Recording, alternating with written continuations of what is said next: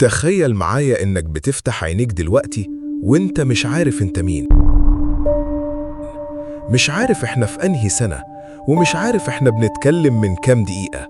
ده مش فيلم خيال علمي، ده بيحصل فعلا لناس كتير وله اسم علمي: فقدان الذاكرة.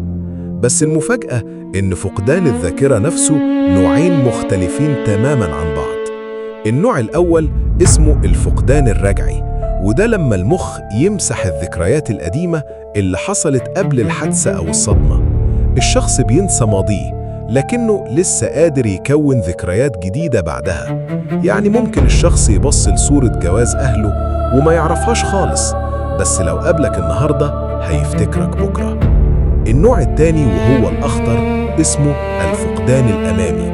هنا العكس تماما، الشخص فاكر ماضيه كويس بس مش قادر يكون ذكريات جديدة خالص. يعني ممكن تتعرف عليه النهاردة، تتكلموا ساعة، وبعد 5 دقايق يسلم عليك تاني وكأنك غريب. كل لحظة بالنسبة له أول مرة. والسبب في الاتنين مرتبط بمنطقة صغيرة في المخ اسمها الحصين، هي اللي مسؤولة عن تخزين الذكريات ونقلها.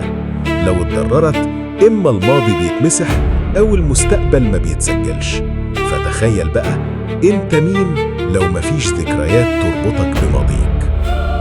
أنت مين لو كل يوم بيتصفر من جديد؟ سؤال بجد مش بلاغي. لو خيروك هتختار تفقد ماضيك ولا تفقد قدرتك تعمل مستقبل جديد؟ قول لي رأيك في الكومنتات.